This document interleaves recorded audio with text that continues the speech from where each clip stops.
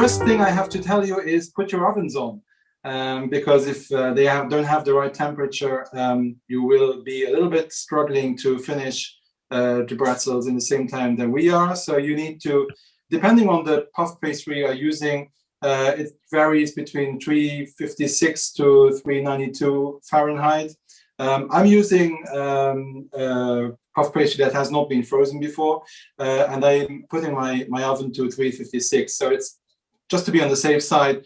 You have to watch it anyway. So usually it takes some 20 minutes to bake, but the best indication to tell you if it's ready, it's just the color. It needs to be golden brown, and then you can be sure to take it out. So the first thing is ovens on, 356 to 392. Second thing, let's get our dough out of the fridge. Before I do that, I tell you we are going to do two different kinds of Bretzels tonight. Today. For me, it's tonight. For you, it's today. So the first variation, or the first kind of Bretzel, will be a very easy one. The second one will be a little bit more complicated, but it's doable. So it's just the only thing that changes is that we will add some twists to that, and it will make look the Bretzel afterwards nicer. Another information I want to share with you beforehand is these Bretzels, the Luxembourgish Bretzels, are always sweet Bretzels. So they are not the salty Bretzels that you might know in the US, that you might know in New York City, that you can get at every corner at hot dog stands. It's a sweet Bretzel, and you usually find them either with a dough that's made of fresh yeast, but today we opted for the other option, which is the one with puff pastry.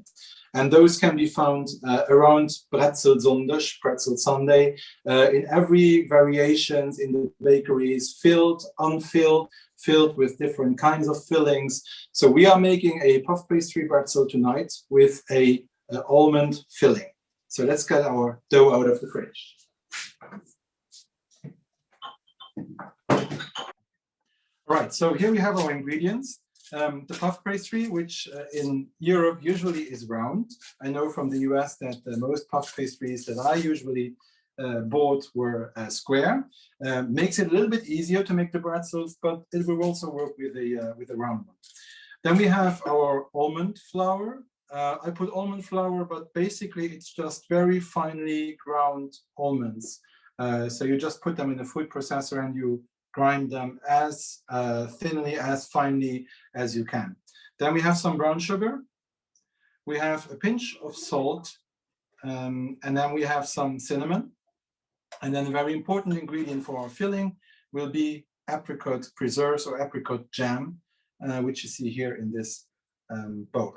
So we have our dough out. Let it come a little bit to room temperature, because that will prevent it from breaking. When it's too cold, it will break when you try to flip it over afterwards. If it's too much tempered, then it will be too sticky to manipulate. So we took it out right now. Will give us enough time to take care of the filling.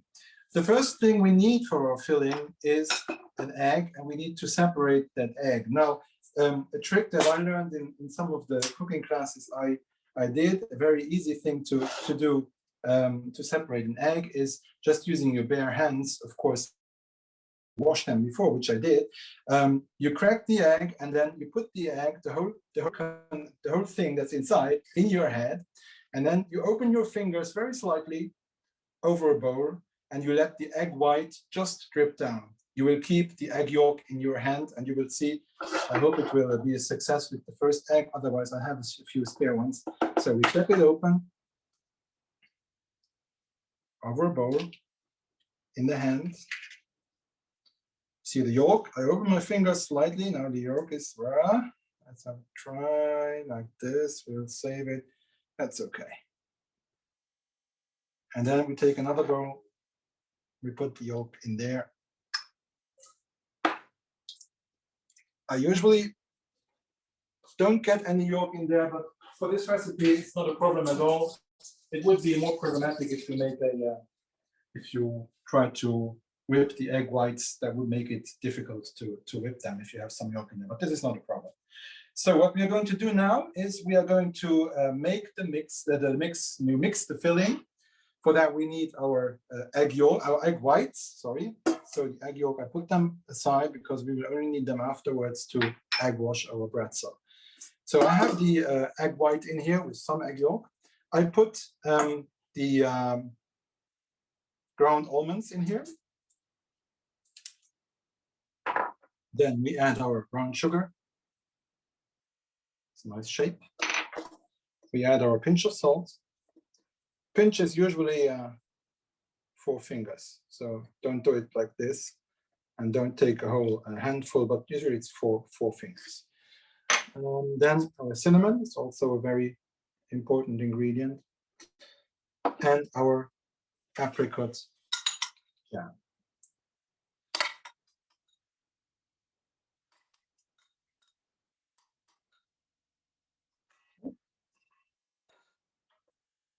Then this is made the easy way with a whisk.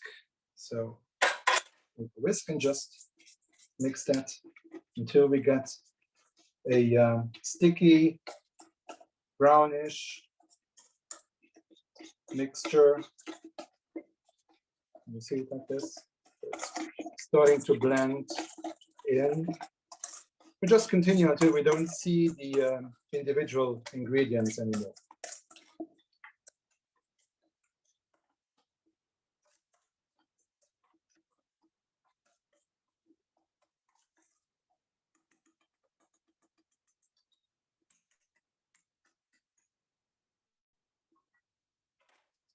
Okay, so now this is our mixture. I just put it on the side for a brief moment to allow us to have more space for our dough. Now, this dough here, I'm going to make 2 bretzels out of it. So first thing I'm doing is I just cut it in half.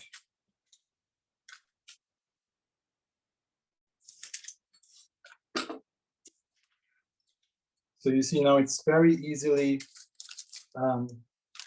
movable because we took it out a little bit earlier. So I try to take them apart a little bit because it will make it easier afterwards to assemble the bretzels. So now we have 2 parts. Each part will be 1 bretzel. So what we are going to do, we are going to divide these parts again in half, approximately like this. Okay. Now, I said earlier, if you have a square dough, you won't have this difficulty that I have.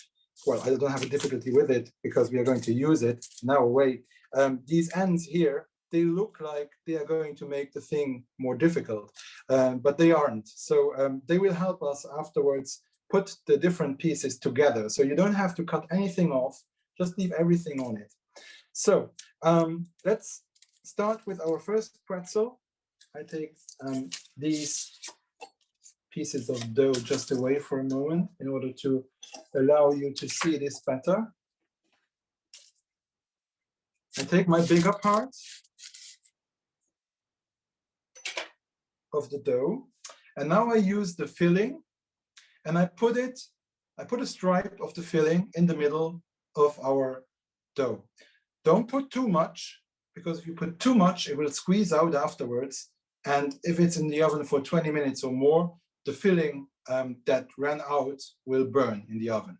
So try to not put too much inside of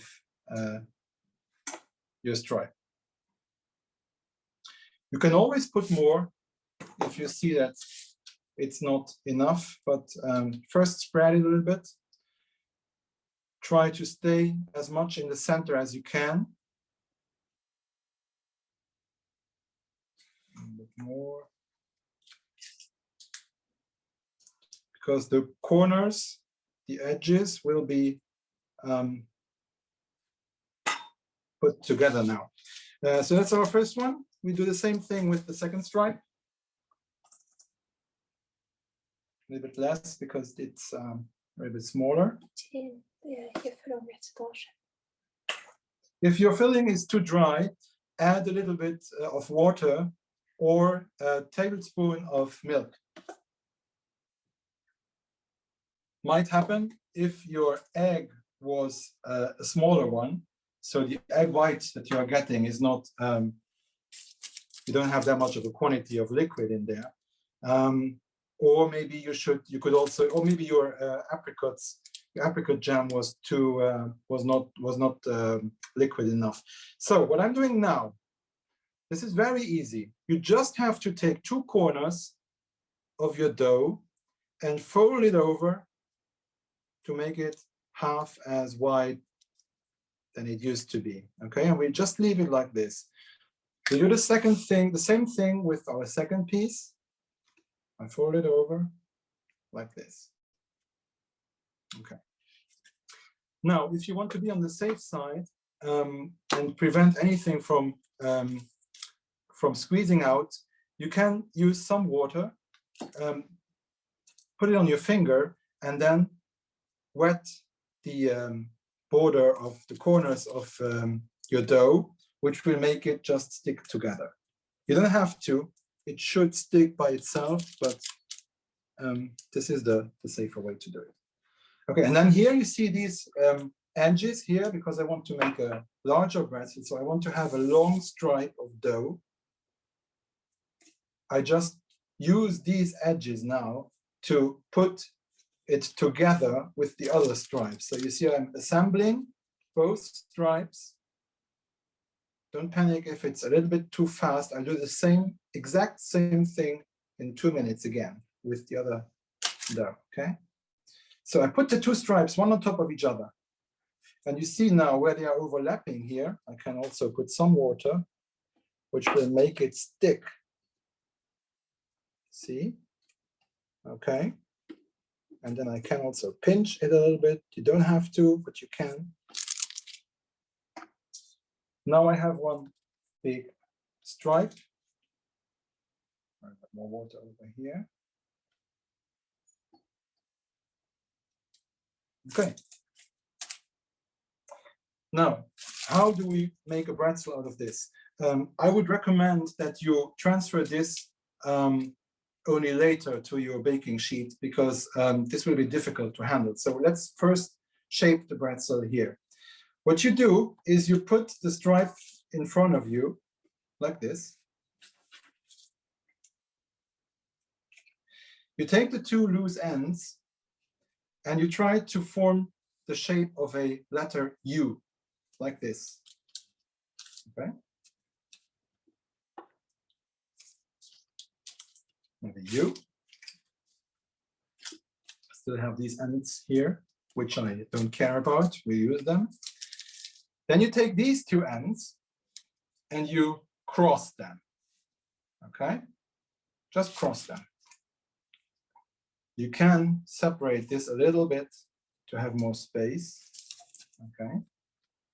Now I cross them again. So you twist them 2 times, which makes you this kind of a shape. Looks like a scarf that's on the table. And then you don't, so you leave your fingers where they are and you move the whole thing back to this side. So one more time, I go back. I twisted it once, twice, and then I took these loose ends and I put them back over the bretzel. You see that the shape is looking more like what you saw on the pictures already, but it will still rise in the oven. So this looks pretty small, no worries.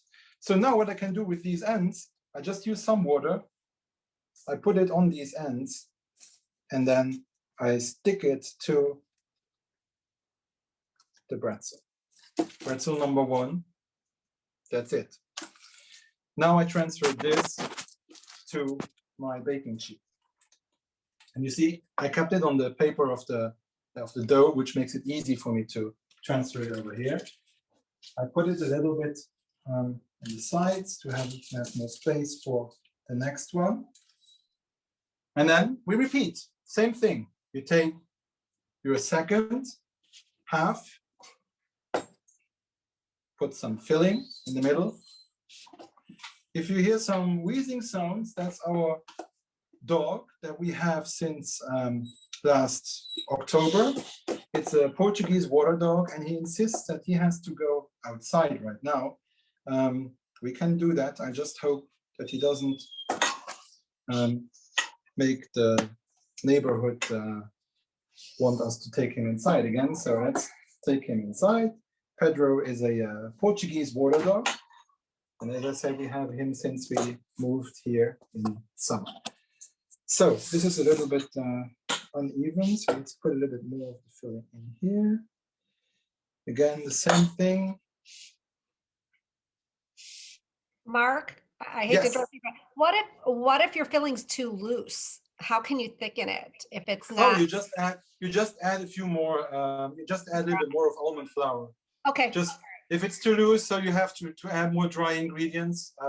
The dry ingredients you have in there is the sugar and the almonds. I wouldn't put more sugar because you have the jam already. Yeah, it's good that you have to interrupt me because I don't see the questions here. So Emily is filming me and she tries to tell me every time there is a question, but I don't see them. So if your filling is too loose, don't put it on the Bretzel because it will soak the dough. So put more almond flour in there until you get some kind of this. Yeah, the consistency is kind of a peanut butter spread. Yeah, it's a little bit runny. You see, it's a little bit runny, but not too wet. So we do the same thing here.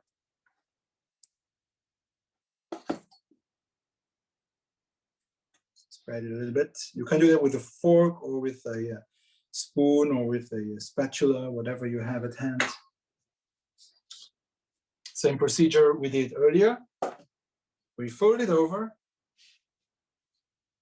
I prefer to take the smaller ends to fold it over. Let me fold it your way so you see it. Okay, Pedro starts singing outside. Okay, let's leave it like this. And then we do the same thing with this piece. Mm-hmm.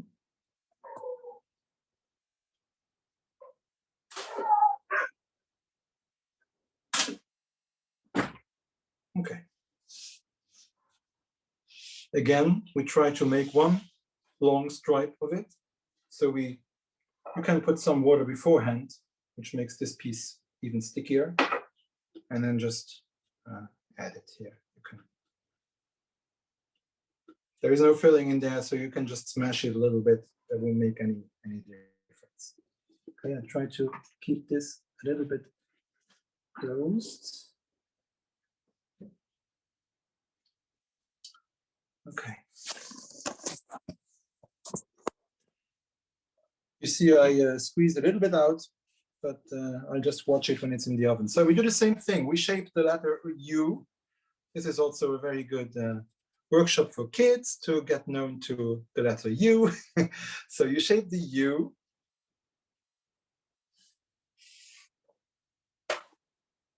And then what comes next? We overlap the ends. We overlap them again. And then we fold it back. One more time. It's 2 times overlapped. And we fold it back just the way you have it in your hands. You just fold it back like this. Okay. Actually, this is a good example. So you will see afterwards what happens to this. I hope it won't burn too much, but we can scrape it off afterwards. So Bretzel number 2. As I said, this is the result of putting a little bit too much of the filling. So Bretzel number 2 goes to my baking tray. Now, as this one is a little bit more difficult to transport because it's so it's leaking a little bit, I just use this fish spatula to transfer it. Okay. Most difficult part is done. What we do now is we egg wash these pretzels. For that, we need some, I take a tablespoon of milk and I add that to the egg yolk. I have full fat milk here. It's not enough, a little bit more like this. Okay. Just messy.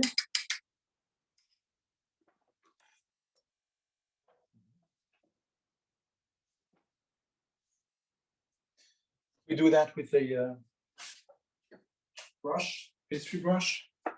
So you just brush your pretzels. Try to get every corner of it, because the egg washing will make it nice and brown afterwards, nice and golden, and also very crusty on the outside.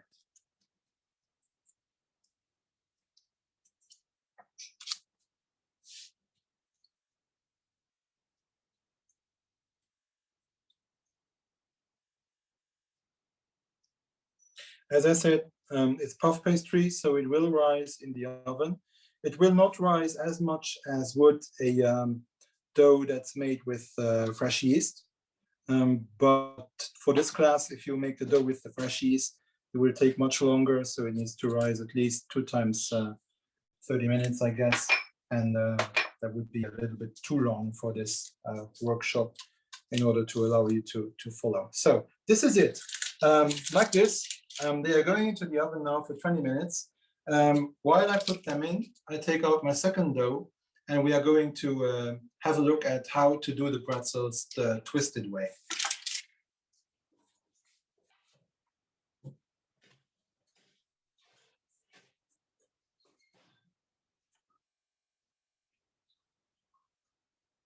Minutes and counting the dough for number 2 and for number 3 and 4.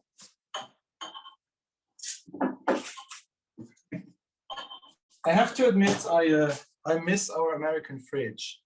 We had during our 4 years in Washington, in Bethesda, we had of course a nice American kitchen with a nice American fridge, and here in Europe the fridges are a little bit smaller. But we are lucky to have this ice machine on the fridge, which is quite uncommon for European fridges. So that's already a nice souvenir to our kitchen in the US. So our second dough, we have it right here. Our filling, we still have enough for second thing. So if you have a spare dough, you can try that as well. If you don't, or if you don't want to do it the twisted way, you can just repeat the same thing we did right before. So why twisted? The twist, so you will say, well, we twisted them already. That's true. We twisted the loose ends, but what we are going to do now is we twist the whole pretzel itself. So the whole line will be twisted several times around itself, which will make it look even nicer. And the twist has a symbolic meaning, which I'm going to explain to you a little bit later. We get back to that. So we do the same thing we did before. We cut our Bretzel dough or our puff pastry into halves, which we cut again into halves. And this time I'm trying to watch it and not put too much filling. So this one. Some people prefer doing the filling with coarsely chopped almonds. Some prefer doing it with almond flour.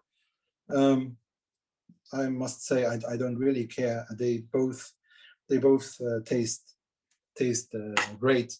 You also find pretzels that are filled with chocolate spread with Nutella or whatever.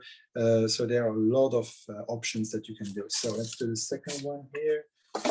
But this is the most traditional filling that you will find in Luxembourg in the bakeries.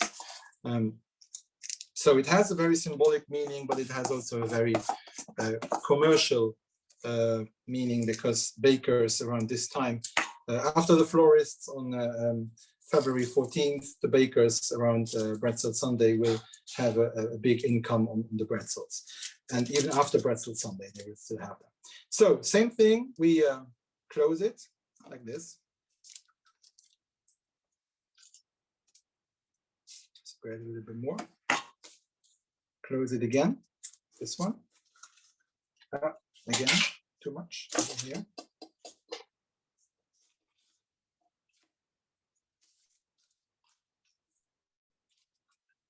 Okay, now we assemble the two stripes to make one big stripe of it. the same way we did before, with a little bit of water. It's over here.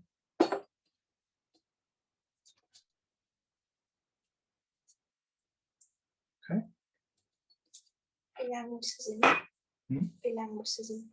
The length doesn't matter. There is just a problem if, so that was one of the questions in the chat. If you make shorter ones, so you could also make a pretzel with this one, but if you make shorter ones, I would cut the pretzel stripe not that large, because if it's that large and if it's only short, then you can't, you have difficulties to bring it into shape, okay? So let me show you now how the twist is done.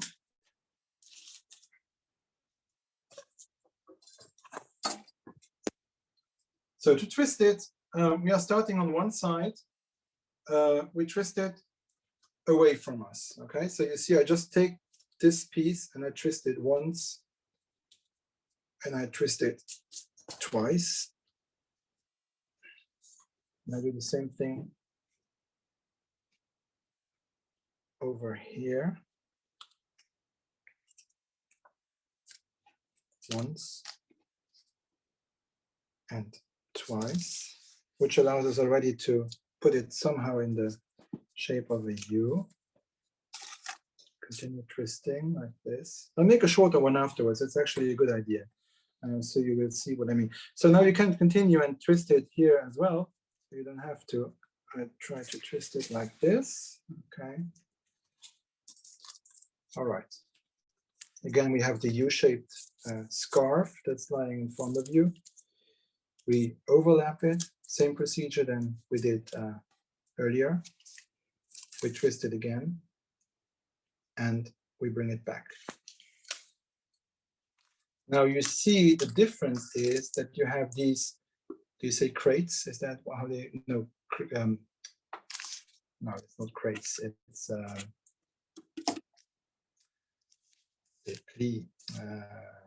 well, you have these folds creases. Here. Creases, yes, thank you, Emily. So she's not only a cameraman or producer, was that? Okay, thanks, it wasn't that.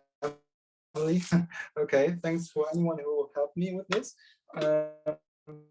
So that's different from the other one. You will see they will come out even better looking than the other ones. So we do that with the second one as well. Oops. Hey, Mark, we have somebody asking, how long is the final step? Which would be the glazing, right? The glazing is very short. So you, when you take them out of the oven, you just brush them with apricot jam again. You put some almonds over it. They will stick because of the jam. And then you can let it cool down. And after some time, you just put some glaze over it. But you can also do that a little bit later. But it's always nicer to have the Bretzel afterwards when the glaze is just hard. So when it has hardened, it's easier to eat it. The sugar won't drip from it. But the final steps will be very short. Okay, second one, or we make two smaller ones.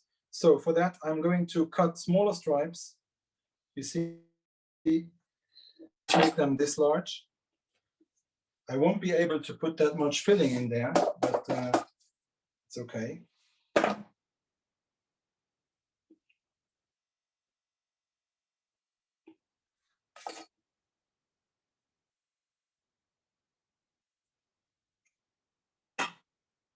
Okay, again.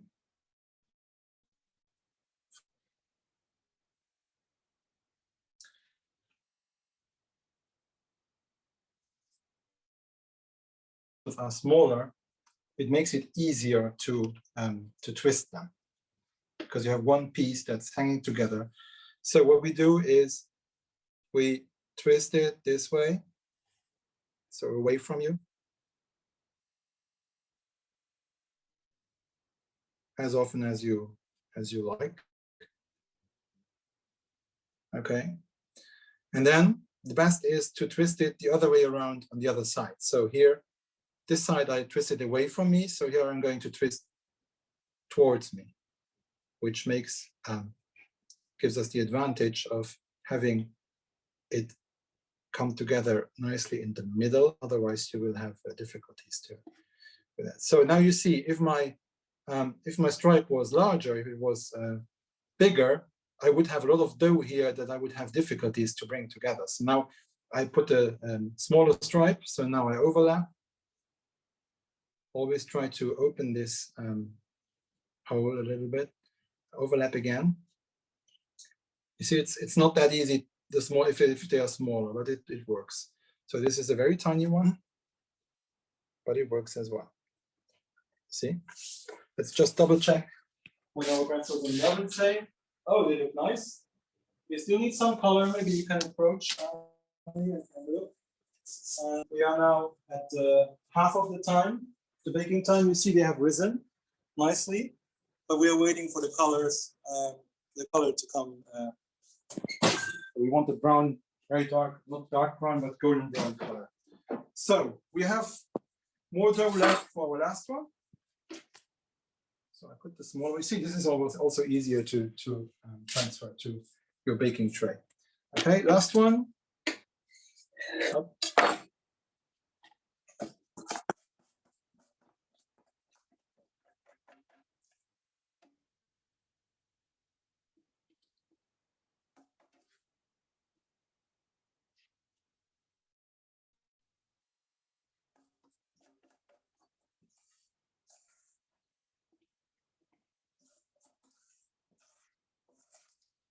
It was well calculated. So hold on.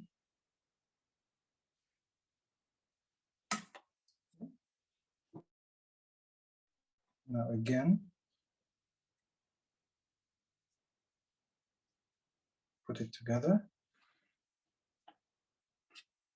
I'll make a bigger one this time again.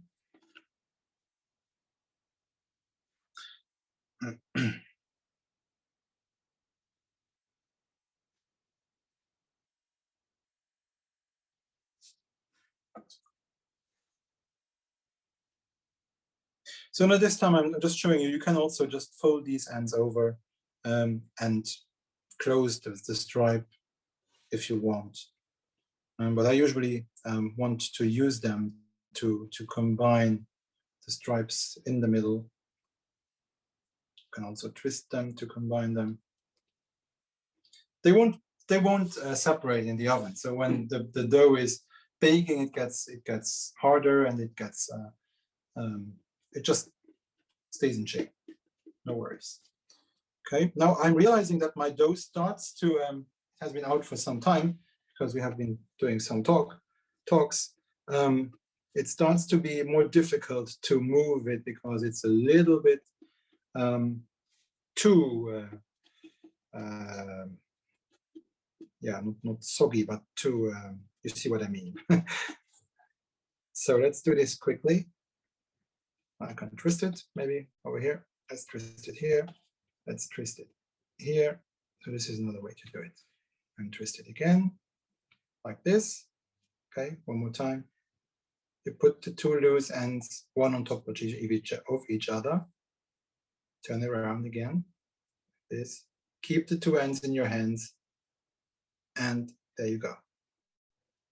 And then you tuck the ends to the pretzel.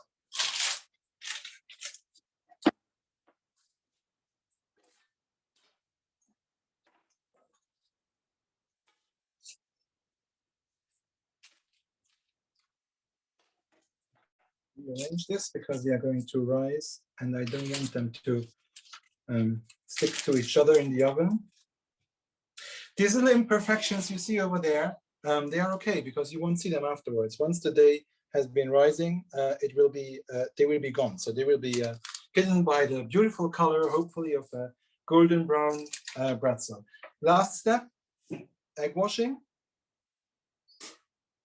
Some puff pastries ask for being put into the fridge once you have brought them into shape, and then egg wash them only after 30 minutes, and then put them again back in the fridge and egg wash them again.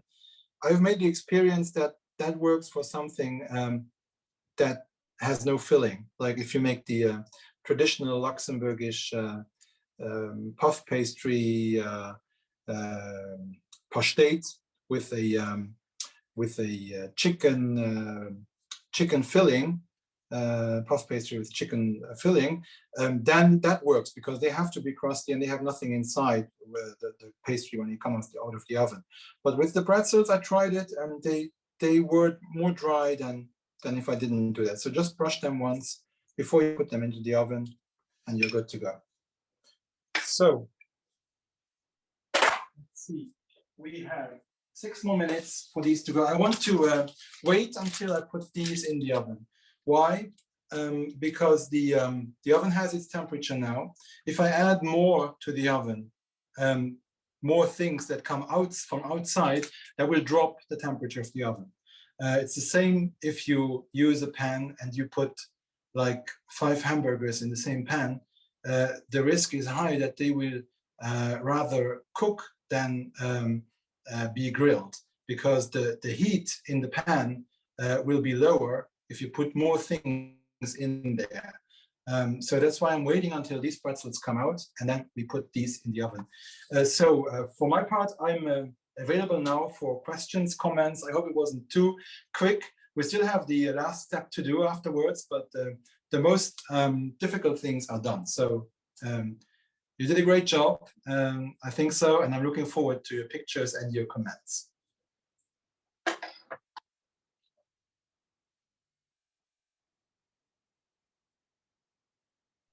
Mark, do you want to talk a little bit about then the Lenten, Lent time in Luxembourg, some of the traditions and that people would be Palm Sunday? What are some of the traditions? Well, yes, Palm Sunday, which is actually today. Palm Sunday is. Let's start at maybe at the beginning of Lent, as Palm Sunday is almost at the end. So the beginning of Lent in Luxembourg is usually characterized by the burning of the bush. It's called the Buschbrennen, which is literally translated into burning of a castle. What's that? Are we going to burn our beautiful castles? No, we are not. No worries. On your next Luxembourg, you can still visit Vianden and Burscheid and all of that. But Buschbrennen, burning of the castle, means that on the first Sunday of Lent, we say goodbye to winter and we welcome spring. So it's symbolic. It's a symbolic thing where the people assemble usually straw and wood, and you can use old Christmas trees. They build something that usually looks like a big cross. Usually it's the firefighters who do that, and it's better that they do that. So they do it in the villages and the cities. So each city and each village has their castle, and the firefighters install it, and they also burn it. So at some point at night when it's dark, they just put the fire, and it's a nice skyline. You see, if you certainly if you are flying over Luxembourg at that point, you see a lot of burning crosses or things like that. What's the symbolic meaning? It's saying goodbye to the winter, saying hi to spring. It's dark again, so it's a pagan tradition. It used to be a pagan tradition, and it's symbolic of dark versus light, or warm versus cold. So that's on the first Sunday of Lent. Another tradition that we have, of course, is Bretzels Sonntag. So we have been talking about a lot about the pretzels and how to make them, but we haven't spoken about the symbolic meaning of it. So Bretzels Sunday is a little bit like Valentine's Day. It's a celebration of people who are in love. Well, for some it is. For some it might have not that ending that they wish.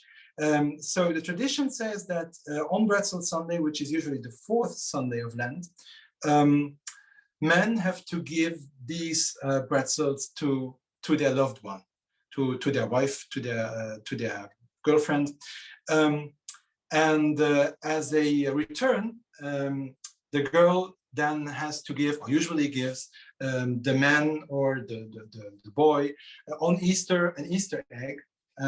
Nowadays, it's not chicken eggs anymore, but it's chocolate eggs, usually big chocolate eggs filled with a lot of chocolates. I don't know if my wife is hearing this, so a lot of chocolates in there, but only if the feelings are returned. So if the love is mutual. So if the girl does not like the boy who gave the Bretzel to her, she gives, what the tradition says, that the girl gives an empty basket in return. And that's another Luxembourgish saying coming from there, which is to give someone an empty basket, the kurf gin or the kurf kreien. And it's used nowadays when someone tries to convince someone to be your girlfriend or your boyfriend, and the other one refuses. That means you get an empty basket. So that's coming from the tradition of the Bretzels, where the favor has not been returned in giving back Easter eggs. So that's on Bretzel Sunday. We're on the 4th Sunday of Lent. Let me not check on the Bretzels. Oh yeah, almost there. 1 minute to go. Maybe we speak about, so yeah, Palm Sunday, that's the oven. It's done. So let's take them out and we talk afterwards, okay? It would be a pity if we leave them. I don't know how your Bretzels are doing. I take mine out.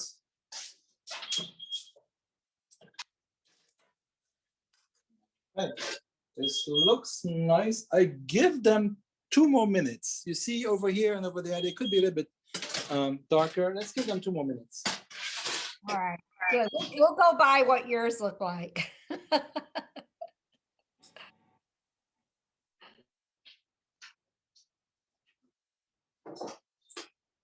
So the last week of Lent starts traditionally with Palm Sunday. So Palm Sunday is not that big of a traditional celebration in Luxembourg, except for people who still go to church. They have Palm Sunday celebration.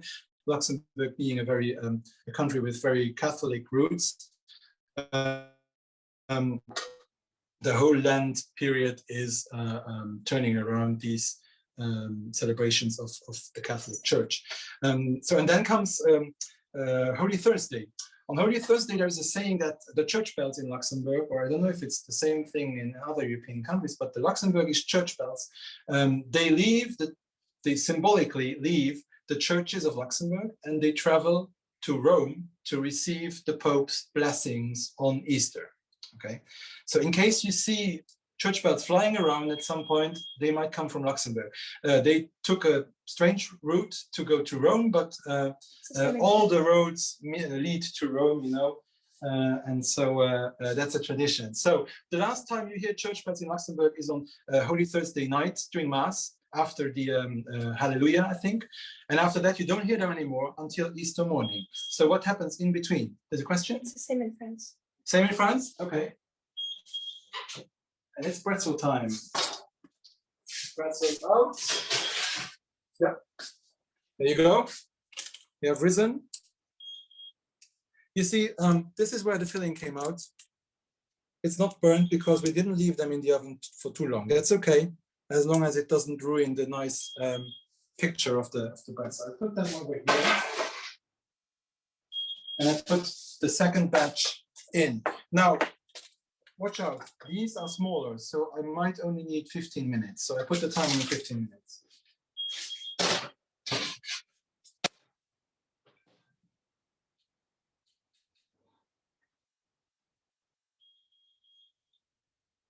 Ist noch frohen.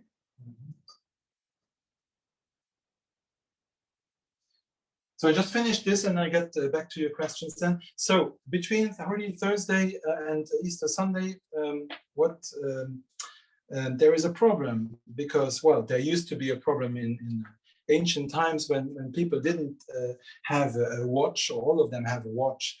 So the bells were meant to tell the churchgoers when they had to leave to go to Mass. So who is going to tell the churchgoers who don't have a watch nowadays when they have to go to Mass on Holy Friday, on Black Friday? No, it's not Black Friday, it's Holy Friday and Easter Saturday. So that's the job of the youngsters of the village and of the cities. They go around the city or the village with a kind of a ratchet. It's called klibberen. So it's a kind of a box made of wood that has either, so you can either turn it around or you can just use two hammers and just make a hammering sound. And they go through the streets and they just sing a kind of a repetitive song, which is the replacement of the church bells. And they do that until the Mass of Saturday night, Holy Saturday. And then the churches, the bells come back from Rome finally, and they are back for the Easter Gloria, and they solemnly make their traditional sounds. And on Easter Sunday, of course, we have the Easter egg hunt. And on Easter Monday, the traditional rendezvous, if you don't have any corona restrictions, is in either in Luxembourg City or in Nospelt, where you have the Emaischen. That's a traditional market, a market around basically pottery, and you find a very traditional item that's sold over there made of terracotta. It's a terracotta bird that has a specific the particularity that you can blow into its tail, and it has one or two holes. It's called pickfilchen, and it has one or two holes, and then you make a kind of whistling sound with it. So that's very traditional, and it's a collector's object. So every year you have special collections being made for that. So that's very traditional, and that rounds up basically the Easter traditions in Luxembourg. So let's see, what questions do you have? Is it possible to get brown sugar in Luxembourg? Is it similar to our American brown sugar? Yeah, you got different brown sugar. So this one is, I bought it here in Belgium. So it's just castor brown sugar. I usually use the kind that's not that firmly packed. So use the one that's a little bit more fluffy, more light. You can also do it with regular sugar, but the brown sugar adds the color to it. Do you eat or drink anything with Bretzels?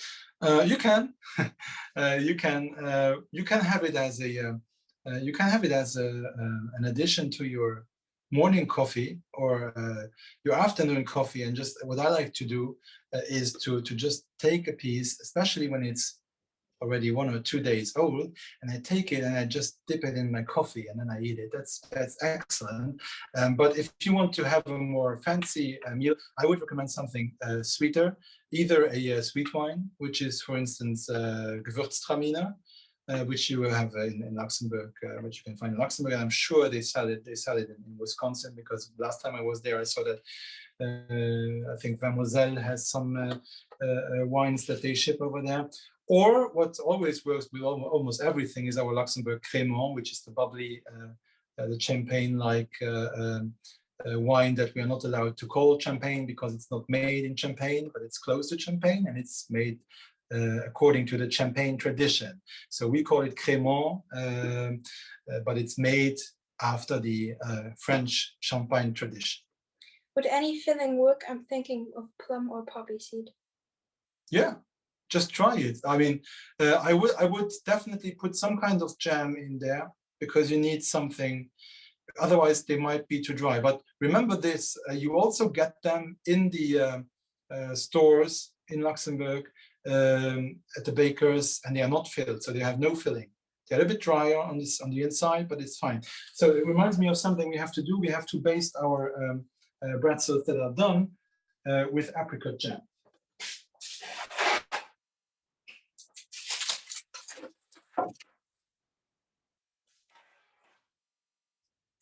Why apricot jam? Again, because it enhances the flavor of the apricots that you have inside already.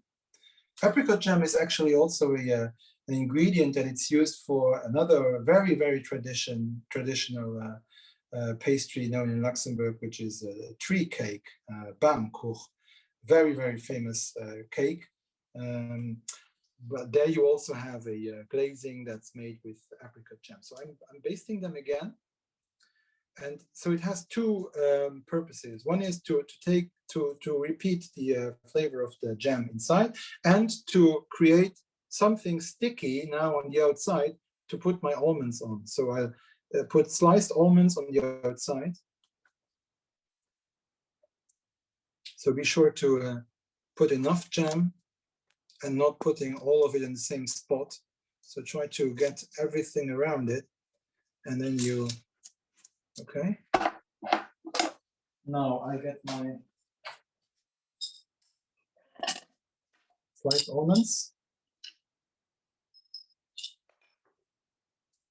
I start by sprinkling them, and then if I see that I might have missed one or the other spot, I just put them precisely on. Don't forget to take a picture before you bite into it.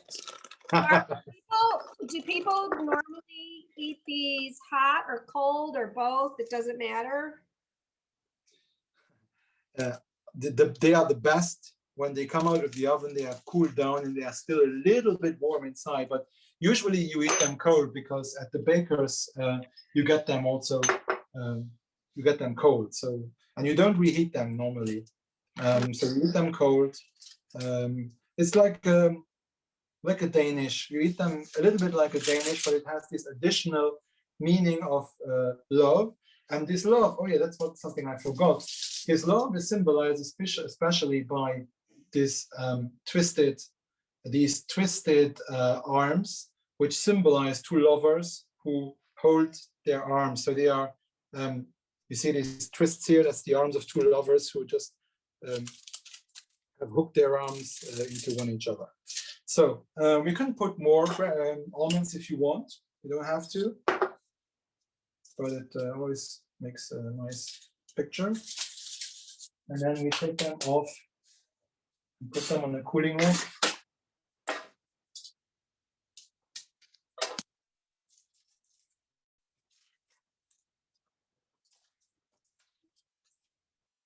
See, these are the first ones. I leave the paper underneath because we are going to do the glaze afterwards. I'm just speeding up a little bit the glazing process. Usually you would wait a little bit, but we do it now so I can show it to you. For that we need our powdered sugar, which I have over here. And I add to that a little bit of my leftover milk. Where did it go? It's over here. So sugar goes in.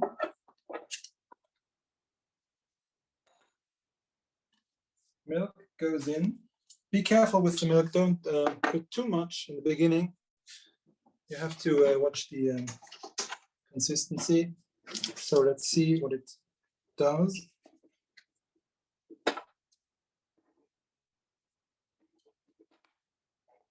More. If you put too much milk, you will have the same problem that some of you might have had earlier, that the filling was too liquid. This is not yet liquid enough because we just want to bring. We are not going to put it as a frosting. I need more milk.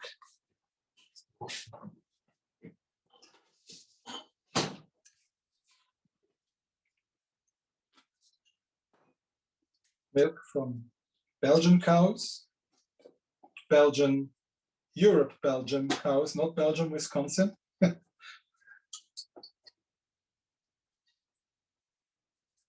Okay, now we are getting there.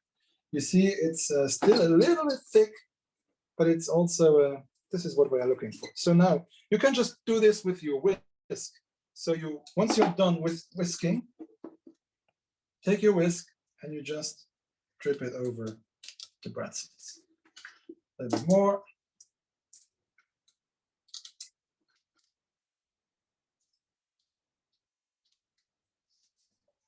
And then after that, you just let it completely dry, because otherwise it will be a little bit messy to eat when the sugar is still dripping down. All right. Two first ones are done. We still have 4 minutes. More questions? I want to ask you, because you talked about French cooking, American cooking, and obviously, Luxembourg. How much has influence is French cooking on Luxembourg cuisine? Does it have a big influence, or do you think it's more on the German or side? So I use the traditional, I know it's a cliche, but it works well with this question. So I usually tend to say that the Luxembourgers like to eat the French quality and the German quantity of food. So Luxembourgers are usually good eaters, but they also like to have their nice meals, especially from French cuisine. And I think I don't have the current numbers, but some years ago, Luxembourg was the country in the world that had the most Michelin stars per inhabitant of all the countries in the world. Of course, if you have a population of only 600,000 or 620,000, that's easier to do, but still. So we have the French influence, but we also have the German influence, and we certainly have the influence of a very farmer-oriented kitchen, just because most of Luxembourg 100 or 150 years ago had a lot of farmers, and products were everywhere, and you had meat from the farmers, you had your veggies from the farmers, and so you find a lot of hearty soups and stews and meat dishes and whatever, and yeah, so you find of everything. And in the last, I would say, 20 to 30 years, the cuisine has opened up much more internationally, because you can find nowadays, especially in Luxembourg City, restaurants of all corners of the world.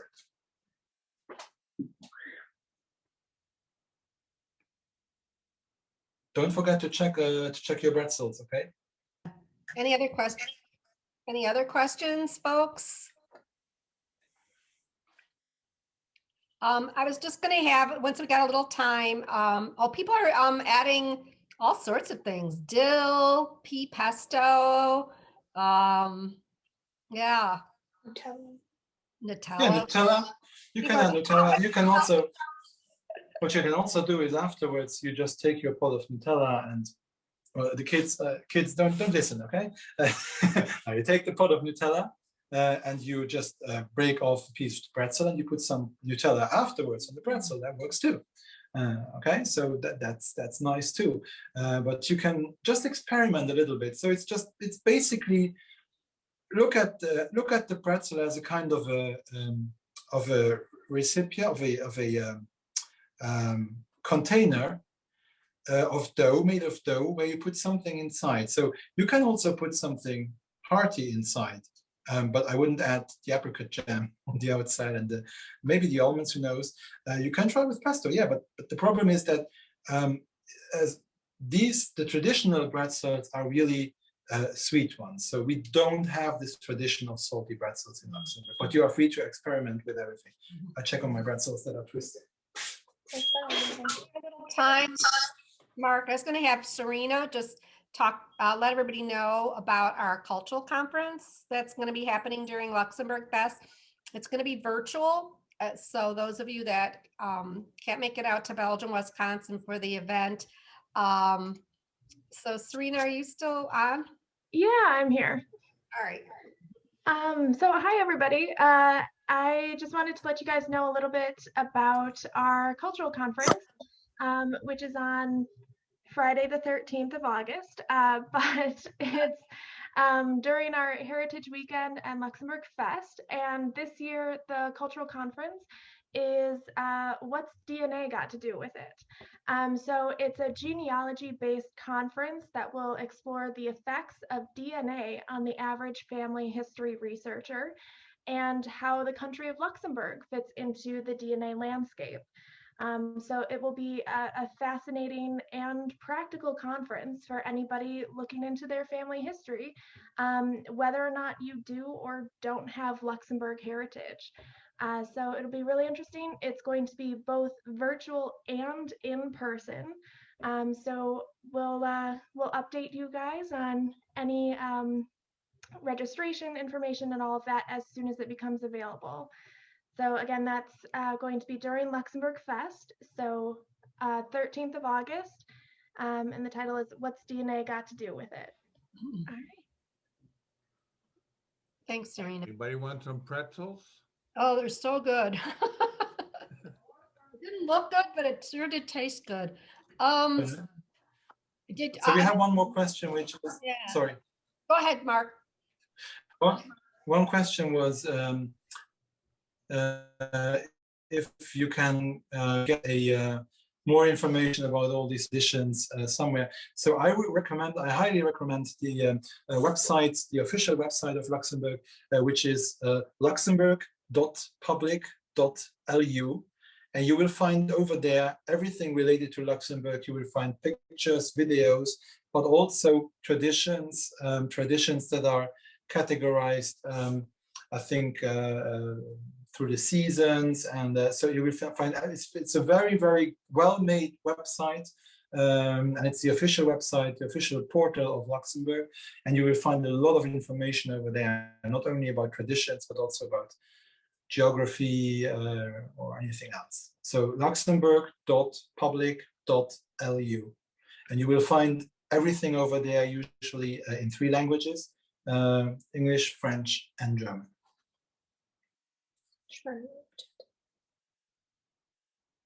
We can also send that out to everybody, a link to that after the program. Another thing is, if you would like more programs like this, if you want to send us a message about some ideas about what you would like to learn how to make, what kind of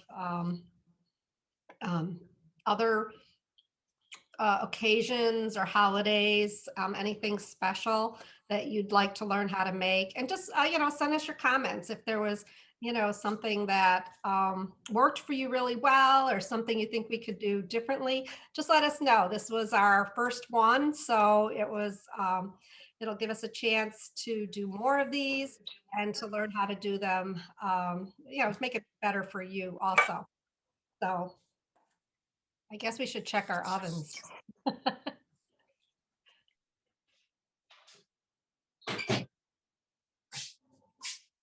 Did you say that traditionally these are made with yeast dough? Yes, so you find both. At the bakers, you usually get the puff pastry ones, but I tried the yeast dough ones when I was preparing for this workshop, and I must admit that I really liked them as well. So they are the kind of brioche like with the filling. So you have a brioche, a French kind of brioche bread like cake, and you have the filling inside, and they are very fluffy. So you have more dough inside than you have with these ones. But as I said, with fresh yeast, first of all, you have to find it, which I really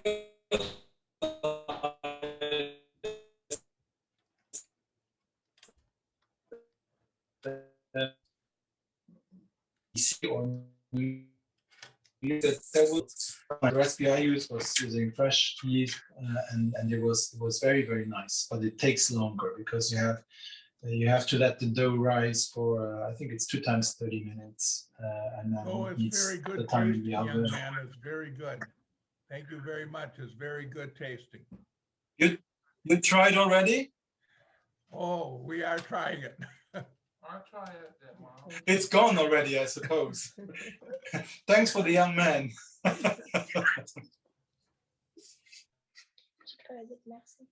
How did the Connors? Yes, I'm waiting for my second. How did the Connors family do? Are you guys still on? How did the kids do? They had a great time. And this is one of the ones they made. Wow, that's better than mine. So between the 7 or 8 of us, I guess, we made about 15 or 20. I'm not sure. We're still sort of cycling through. Ended up giving one to a neighbor who we introduced the entire idea because we had an ingredient we didn't actually have. So we had to borrow one and gave a pretzel to a neighbor already. That's a good solution. The next challenge you can make with the kids to try Who makes the Yes, biggest well, one? that will be quite the contest. And we're to teach our relatives over Easter because we have probably about 30 or 40 of us who, are all related on this. So we're going to try to teach some of the rest of them over Easter. So thank you for that.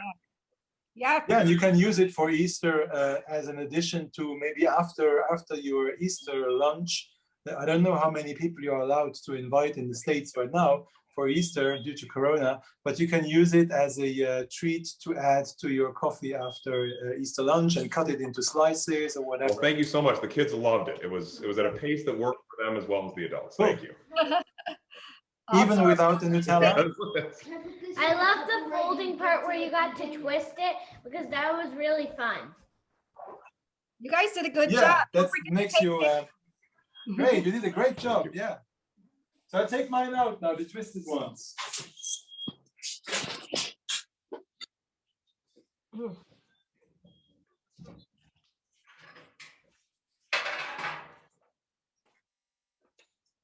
Okay, you see now the difference is here where we had these little folds that we don't have with the other ones. But in the end, when you put the almonds in there, you won't see a big difference. So what we're going to do now is the same that we did earlier with the other ones. We baste them with apricot jam, and then where did I put my brush? My brush. Here. Apricot jam. Why do that while they are hot? Because I think it's because the apricot jam is easier to spread when it's on something hot because it gets a little bit more liquidy, and that allows you to better spread it on top of. Yeah, I'm looking forward to it.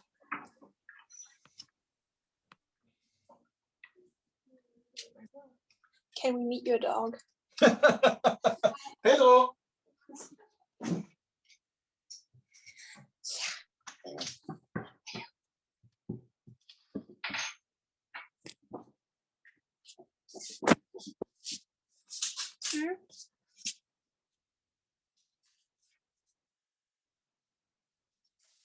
Just want to remind everybody to take pictures before you eat them. And we have a hashtag that you can post them, hashtag LACS Bretzel, Bretzel. You can share it to our Facebook page and our Instagram account. And we'll be sending out a link for that for you also if you don't have it. And so remember to take some pictures and show us what you've done. You see now, I have this small one over here that I was talking about. Doesn't really make a big difference, but I think the shape gets better if they are a little bit bigger. This looks a little bit like yeah, it's too tight, but it still works. More of the almonds. And when you have the paper underneath, you can almonds from earlier. And put them over it again.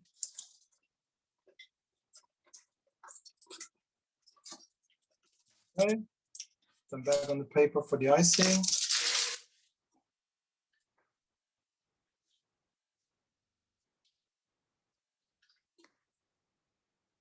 This is also something you could do with, I imagine, a kind of a chocolate sauce or caramel sauce or whatever you like to do instead of sprinkling it with this mix.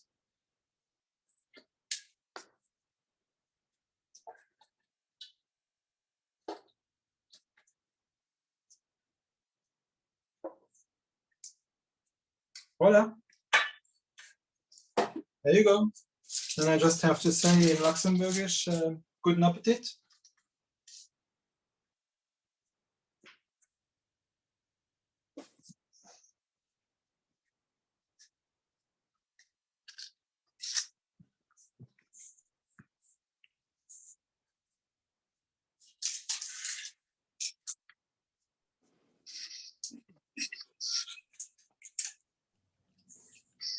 So, young man, where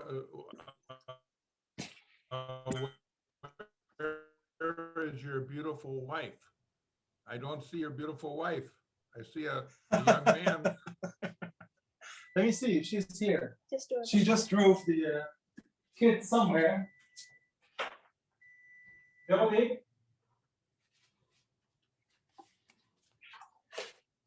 She has an online class upstairs, so she's in an online class too. So I'm sorry. That's okay. So she is the one that was at the embassy, correct? Correct. Yes. And you were the chef at the embassy. No, I will not. I'm not. I'm not a professional cook or baker. I just do this as a hobby, and so if I can combine it with letting people know about Luxembourg culture and cuisine at the same time, I'm more than happy to do that. Well, please tell your wife hello from Sam, okay? Okay, She will maybe remember me. I'll do that. Okay. There is a question about how to transport it. We did give you guys with your recipe something that you can print out. It's a Luxembourg little tag that you'd like. Mark may have more information from pictures. It looks like they wrap it in cellophane and tie a little, yeah, the little tag on it, and then in a basket or. Yeah, just the best thing is to not transport it at all, but to eat it. So so you just put it in cellophane, and then you try to keep the cellophane above it, not to touch too much of the almonds, because they might, when you touch it, they might fall down. So you want to keep the almonds on there. So just close it loosely up on it, and then that's the easiest way to do it. Yeah. If you go online too and just Google, there are some amazing pictures of the pretzels. Some of them are huge, and they'll have pictures of the bakery windows filled with the pretzels. So it's kind of fun to see how really popular they are. Hey, thank you so much. This is really great. I really appreciate it. It was a lot of fun. Oh, look at that. See, you're competing with your dog there. That's an awfully good looking lab there. I don't know. She's a good girl. I want to see everyone's pretzels. Can everyone? Yeah, do people want to show? Mine are kind of. How did they turn out? The only one that looked good for me. Yay, that's exactly what it needs to be. Yeah, great. Good job. That was the only one that came out right. It's okay. Tasty. It's okay. Anybody else? You want to show it? Oh, Mark Regal. Oh, those are beautiful, Mark Regal. I kind of Oh, though.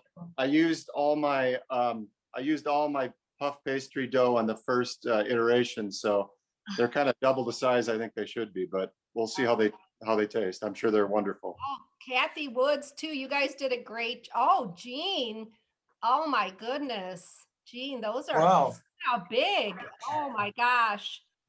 Oh, Danny too. Oh my good. You guys really did some. Wow. Yeah, these are huge. They are. Yep. And the best thing is either people show their pretzels or they are chewing. That's a good sign. Still taste good, even if they don't look good. Mine tasted delicious, even though it wasn't in the perfect shape. Let me see yours, Linda. Oh, nice. They were huge. We ate one already. Wow, perfect. Very perfect. And I think you very good too. Thank you, Mark, so much. Yes, thank you so much. Really enjoyed the class. Yeah. Thank you. Glad you guys did. I think you should open next year for Bretzel Sunday. You should open some kind of a pop-up store in Belgium, Wisconsin, or somewhere else where you make pretzels just for that day, and you gather all the people who participated here in the workshop to make them, and then you sell them for the ACS. And that's not a bad idea, actually. Yeah. How did yours turn out, Jamie? Did yours turn out good? What did you do? Oh yeah, those look Yeah, really great. good. People really got a good. Mark, I did want to ask you, what about using convection? Is it better not to, or no? Does it matter? I honestly tell you, I don't know, because I use the oven I have right here, which is convection.